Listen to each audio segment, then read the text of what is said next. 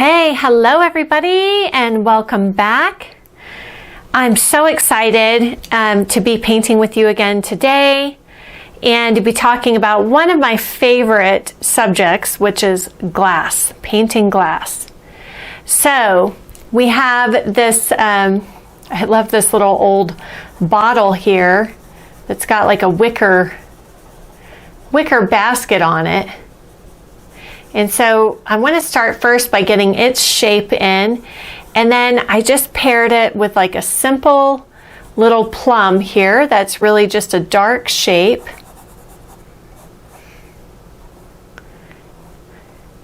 And part of what I love about what's happening with this plum is the bottle is casting a nice cast shadow on this edge right here.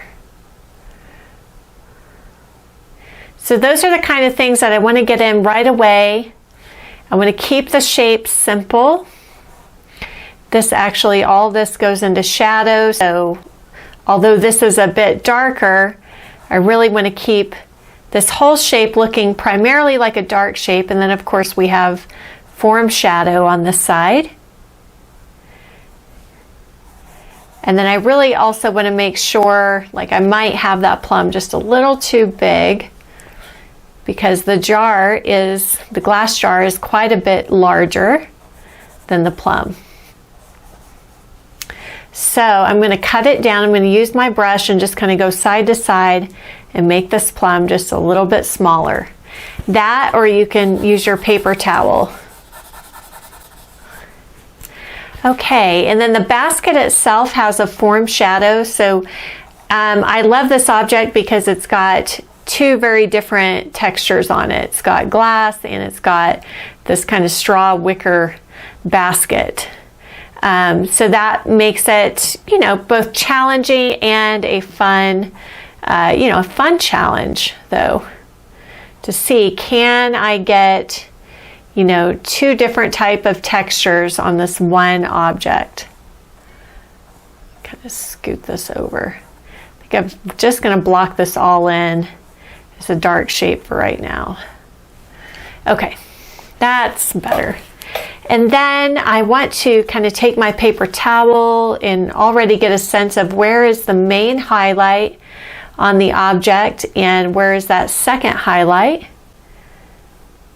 And then glass, you're either painting solid objects or transparent objects, of course. So for example, the cork that is in this glass is a solid object, meaning light, not obviously all objects are solid to exist, but meaning light can't pass through it. So light can't pass through this cork.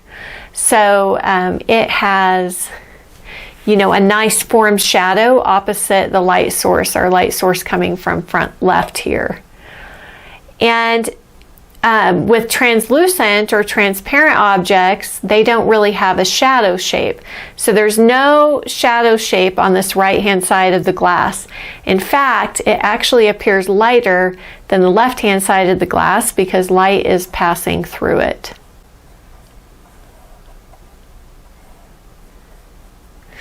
Okay, the next thing with glass is that you want to make sure, just going to clean off my brush here. You want to make sure to get in the background color because especially clear glass, most of the color that's going to show up through the glass is going to be whatever that background color is. So I've kind of got this greenish background color. I'm going to definitely go for that.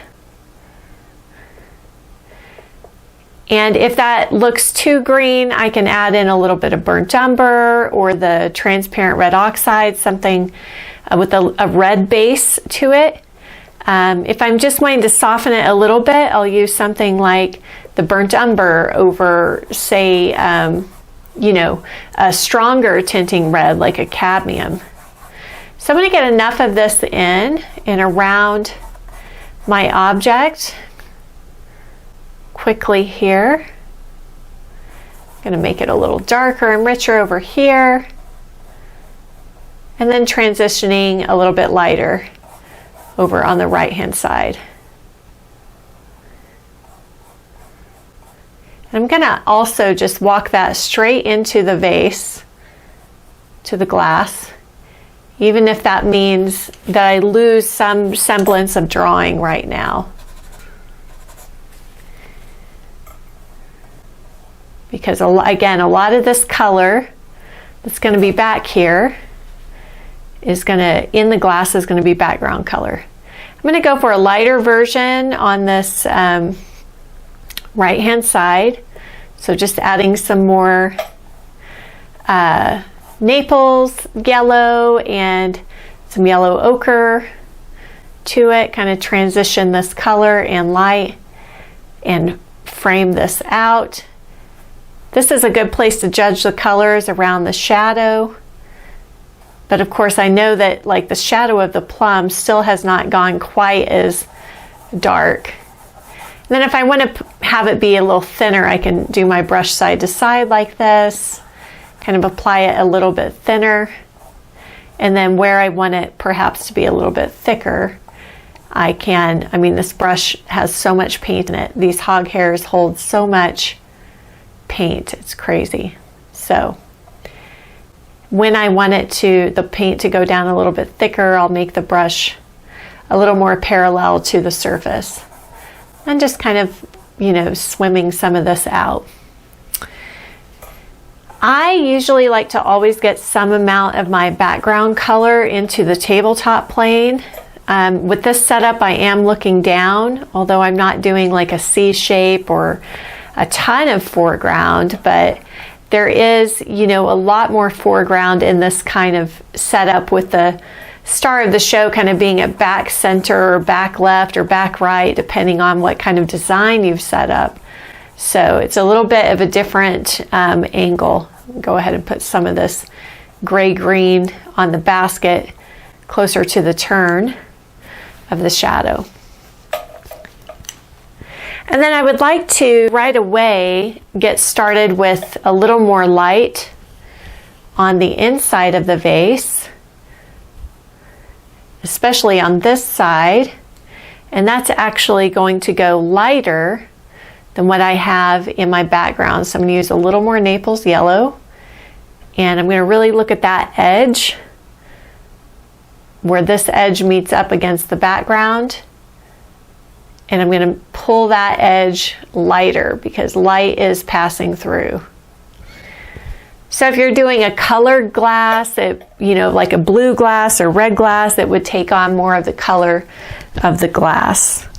But this one is a totally clear glass, so it's going to mostly take on, you know, the color of the background.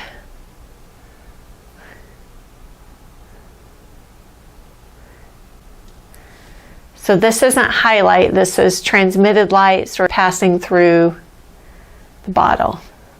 And then we're going to get a little kind of sliver of it here on that right hand side. Then of course we have highlight here on the front center of that bottle. And that's really one of the things that makes this look like glass, you know, right away. Getting that highlight. And even though this edge is darker than the right edge, the whole edge of the bottle is actually lighter than the background. So just pulling a little more light there. And my constraint there is knowing that I can't go lighter in value or to the same value or look of light as what's on this right hand side. So if I start running out of room for value, then what I have to do is either darken what's around it in the background or see if I can take this lighter. And my constraint for this is, of course, the highlight, right? So the highlight is more crisp, it's more lit up. And so in painting, you always have sort of these extremes that are your barriers that are really dictated by what's possible with oil paint, what's possible with this palette you're using. You know, what's the lightest light and crispest edge that you can get. So all of the pushing and pulling, I'm always, as far as the, deciding like how light can I go there. I don't just look at this edge against that. I also consider how does this edge relate to the right-hand side edge. We have the top of the cork here, which has a little more of kind of an ochre color. And then the bottom of the cork, the perpendicular plane of the cork, which drops, doesn't get as much value as the top of the cork. And then going back into glass color, little ridge of light here around the edge, and little ridge of light here. I'm going to have to curve this ellipse a little bit more to get the perspective correct. Another area where light really shines through is at the bottom part of this glass. So I might start it with the more intense highlight first, and the middle seems to go the darkest and have more of the background color, and then the top goes lighter but not as light as what's in the down here, that the stronger highlight that I put down here. And then some more background color, kind of walk that in, need some more background color in here, lose some of these edges for now a bit. And along this back edge, that really also separates out the glass from the background. So transmitted light is similar to reflected light, where you might get a little warmth and glow, but a little bit different, So a lot of times reflected light is very much caused by whatever the color of the thing is that's throwing the reflection. Whereas transmitted light is more affected by the color of the object as well as the color of the light source.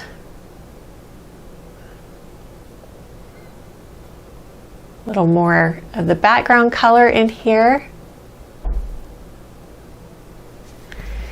And as you're doing that, I might see, okay, let's maybe take this background a little bit darker here to make that handle pop out a little bit more.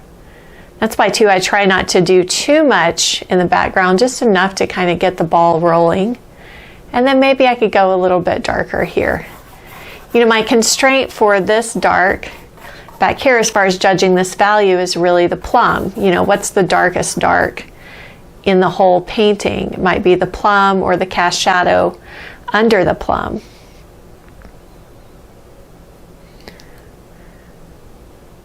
And then you want to kind of get in, there's a little bit of shadow for the cork here, seeing through the glass. So something to illustrate that.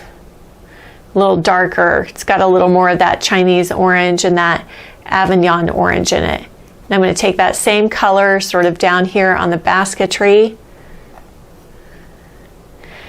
The basket is thicker than the glass. It overlaps in front of the glass. So you have to make sure that this edge goes in front of, outside of the glass. So I'm going to start first with the shadow color. It's got more of the red, a little more ochre in the mix here.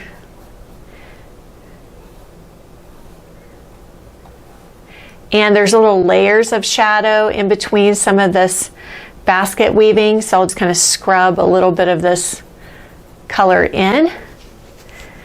And then to really anchor this down, I want to take a darker cast shadow and I want to circle it a little bit here, as long as this is rounder on top. But mostly I need this cast shadow to go darker. And since my bottle has grown a little bit, now I'm going to scooch the plum over a little bit.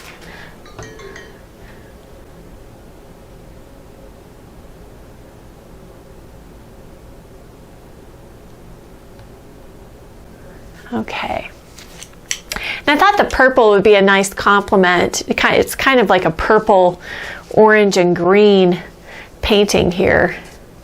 So that's part of why I chose the plum. I felt it now added a really beautiful dark value to the painting, dark rich color, but also simple enough. You know, I've got the plum turned to where we don't see the cleft and all that.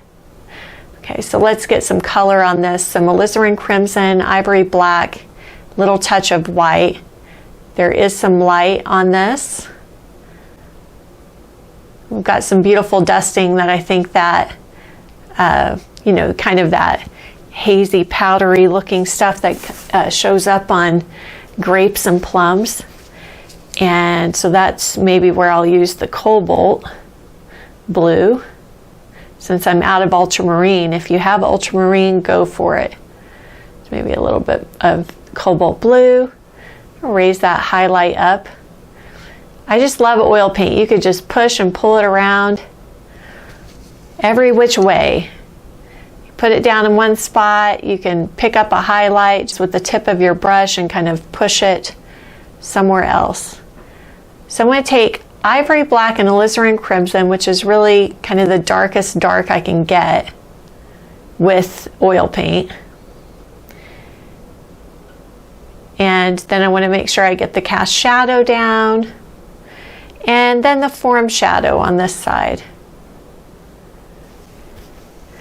Now that I have enough of that in, I think it's time to go back to the basket, kind of carve out this shape a little bit more. Also, I can use that background green to really kind of neutralize and transition this color into shadow a little bit, kind of mute the color a bit more.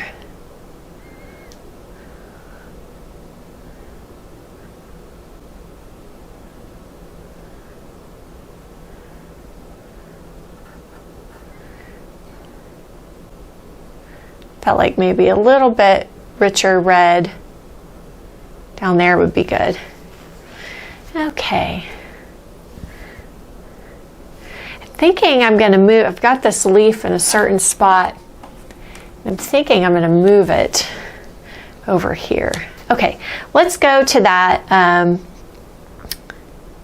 beautiful wicker basket next. First, let me get a little bit of cast shadow onto the tabletop plane.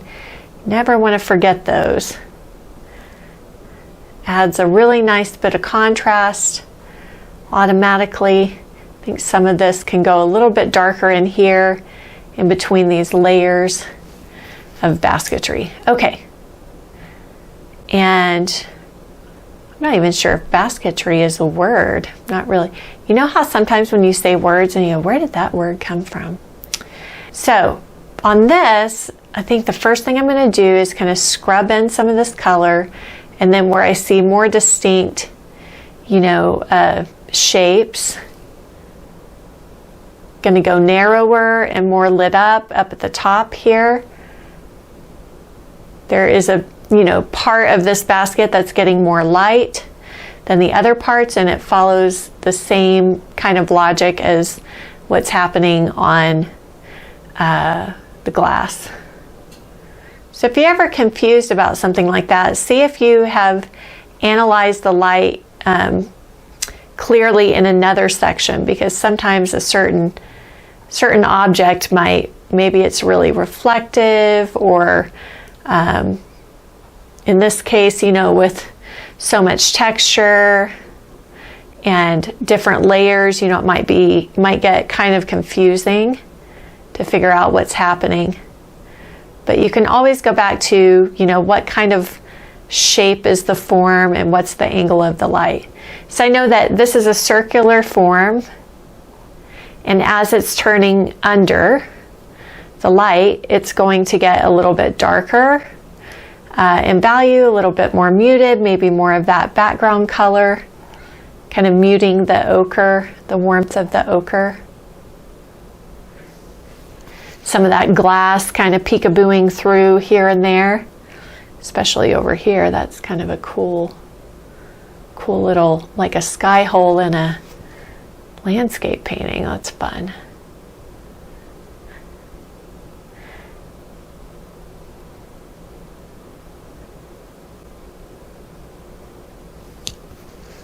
Okay. Once I get enough of that, I can start to see, can I build up a little more light on the glass? And that's just straight white, but because I am using my brush at a certain angle, it's, you know, applying it more blended and smoothed looking, so it doesn't look quite as lit up and crisp as, say, what the highlight is. So it's not necessarily that I'm actually mixing a darker value on my palette, but that I am using brush pressure and brush control to make something look a little more vague. So again, crisp edges look more lit up, more colorful, and softer blended areas look less lit up and colorful. Kind of feeling like that is a little over to the right. I'm going to push this a little more over to the left, and then again, if it curves, it's going to curve with the form.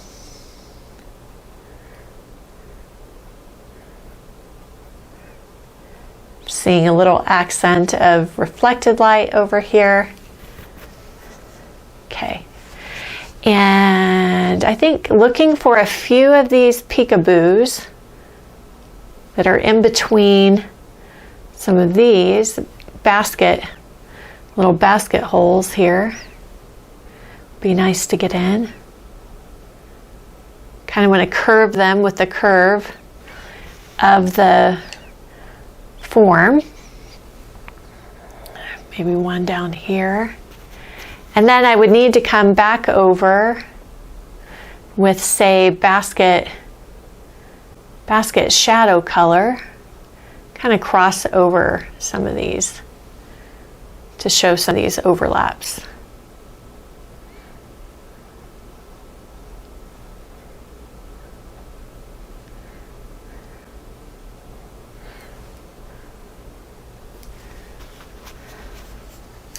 And then there's going to be little bits and pieces of the basket on the right that are still catching a little bit of light, like here.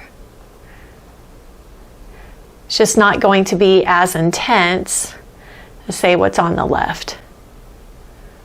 So little pieces of basket that are kind of angled more to the light source. Now this is the kind of thing that could just drive me crazy if I was trying to copy every single little piece of basket, you know, exactly as it is. So my thing I'm always aiming for is, like, am I getting the characteristic of the thing more than, you know, so I don't get too concerned necessarily if I'm getting a little bit lost. Especially the longer I work on the painting, the more I'm able to see kind of what kind of details might be good to put in. That was a little too red.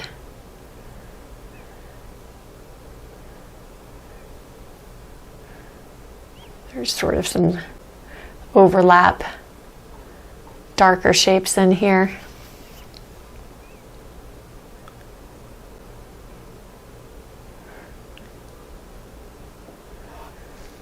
And of course, using your background color is always a good idea. Kind of paint through. This might need to go a little bit lighter in here than what I have for this glass. It's kind of one of those areas where I'm a little better off just sort of flattening it all out and then coming back with, like, the highlight on the connection, maybe painting the darker blue-green back in a bit.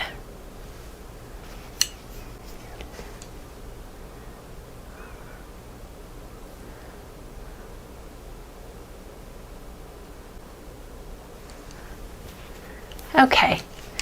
Another thing I would love to get in is this green leaf over here.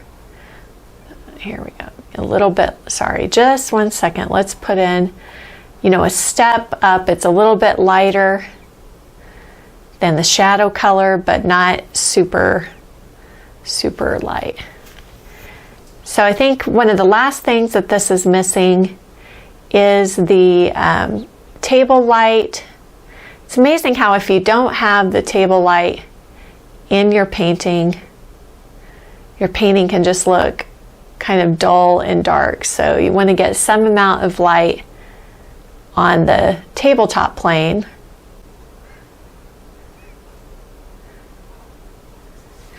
And then we do have this beautiful, excuse me, leaf over here as well.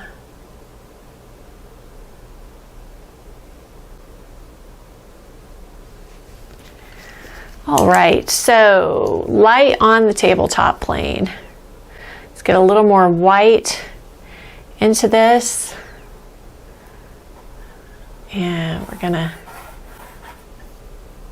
hang on, let's go for a little more neutral color. It's a little intense. Got a lot of orange in there somehow.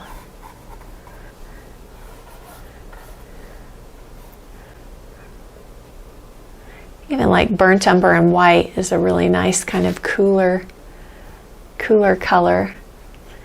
And I do still want some of that green that's in the background, especially as I get closer back to the background here.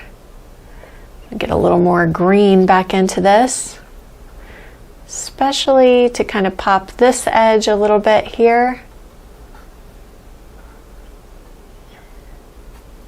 And maybe as I'm going back in space back here, kind of tying that color together and bringing those edges a little bit closer together there.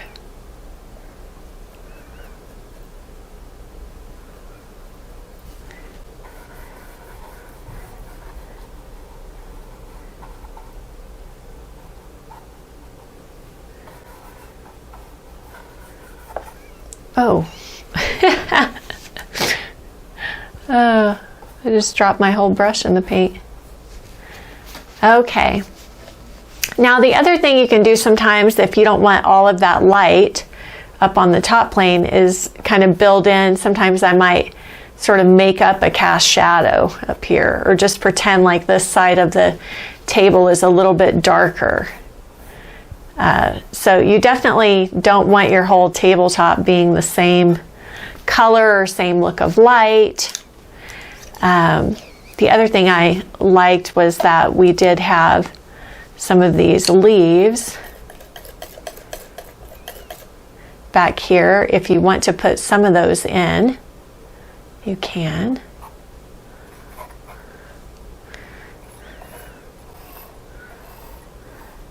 How they kind of come back and around, back behind the bottle.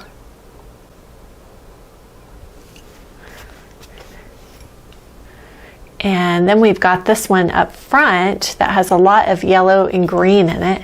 So I think that one would be a nice one to get in. First I'm going to put in the cast shadow, which kind of helps me get the drawing of the leaf actually.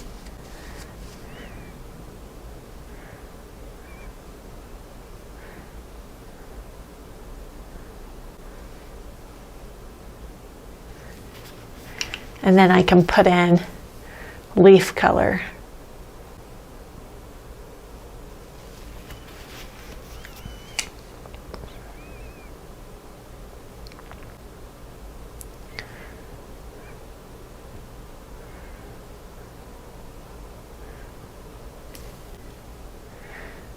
A little bit of yellow, a little bit of blue as we come back, kind of go across the form here.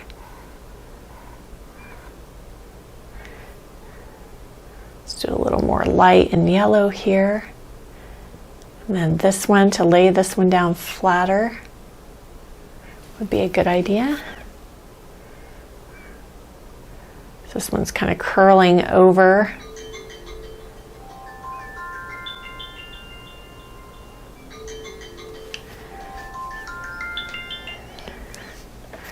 Okay.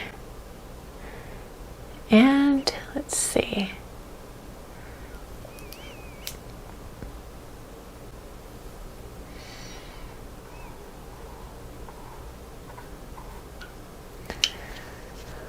Okay. Maybe having some of that show up back here.